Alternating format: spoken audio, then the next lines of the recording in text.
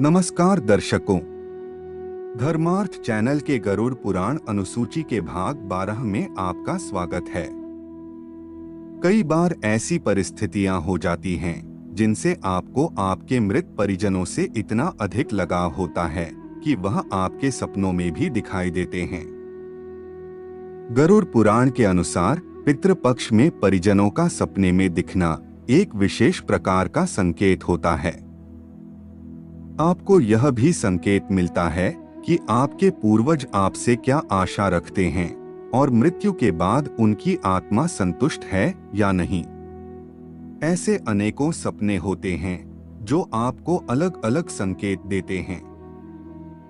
यह संकेत क्या हैं और इनका क्या अर्थ है, यह सब हम आपको इस प्रस्तुति में बताएंगे। गरुड़ पुराण के अनुसार जब किसी व्यक्ति की अंतिम क्रिया विधि विधान से नहीं होती तो उस व्यक्ति की सद्गति नहीं हो पाती, इसलिए उसे अपने वंशज सपने में दिखाई देने लगते हैं। साथ ही दूसरा कारण यह भी हो सकता है कि अगर आपके पूर्वजों की कोई इच्छा पूरी नहीं होती तो भी वह सपने में दिखाई देते हैं।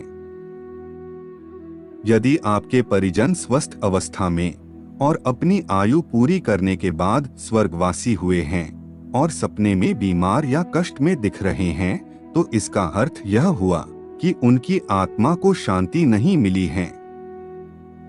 सपने में आकर परिजन आपको संकेत देते हैं कि आप उनकी आत्मा की शांति के लिए कुछ करें। ऐसे में आपको ज्ञानी पंडित या अपने बड़े बुजुर्गों की राय लेनी चाहिए और तर्पण, श्राद्ध या दान आदि विधि विधान से करना चाहिए। इसके अतिरिक्त अब हम आपको बताएंगे कि वह क्या क्या संकेत हैं और उनके क्या क्या अर्थ व प्रभाव हो सकते हैं। अगर आपको आपके पूर्वज सपने में प्रसन्न दिखाई देते हैं तो यह एक शुभ संकेत है। इसका अर्थ है कि आपकी सभी मनोकामनाएं पूरी होने वाली हैं। साथ ही आपको सभी कष्टों से मुक्ति मिलने वाली है। यदि किसी जीवित व्यक्ति को आप अपने सपने में मृत देखते हैं तो शास्त्रों के अनुसार यह उस व्यक्ति की आयु बढ़ने का संकेत है। मृत परिजन आपके सिर पर प्यार से हाथ फेर रहे हैं।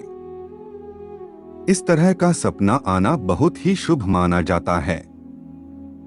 इस सपने का अर्थ है कि आपके पूर्वज आपसे संतुष्ट हैं और वह आपको आशीर्वाद दे रहे हैं। साथ ही इस तरह का सपना आना आपकी कठिनाइयों को दूर करने की ओर संकेत करता है।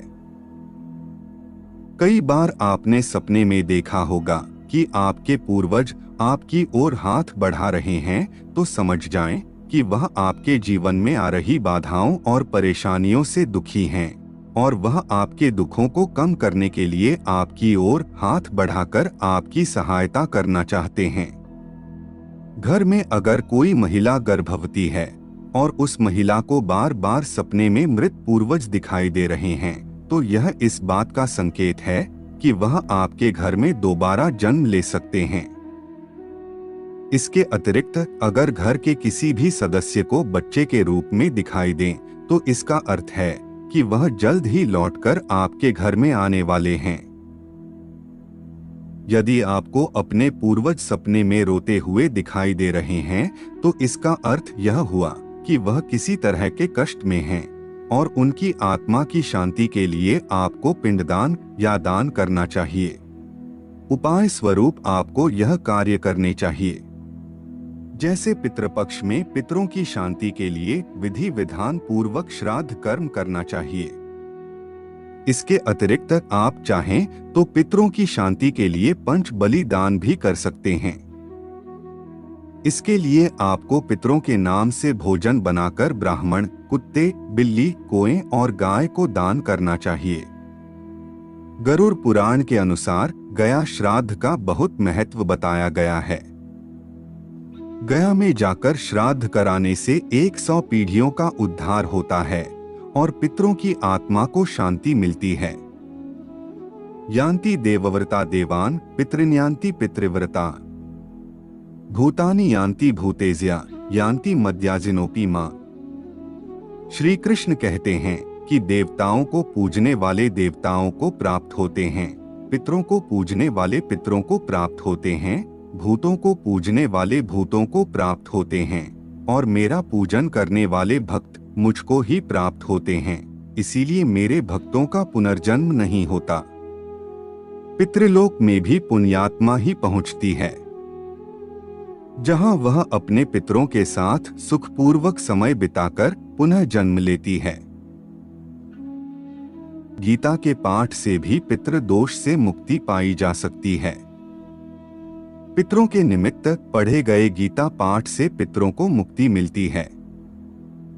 श्राद्ध पक्ष में गीता के 7वें अध्याय यानी ज्ञान विज्ञान योग का पाठ किया जाता है। आज के लिए केवल इतना ही। अब हमारी भेंट गरुड़ पुराण के एक और नए भाग के साथ होगी। तब तक के लिए जय जय श्री राम।